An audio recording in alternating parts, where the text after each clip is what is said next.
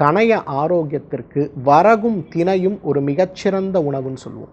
குதிரைவாலி அரிசியுடைய பயன்களை பற்றி நிறைய நம்ம பார்த்துருக்கோம்.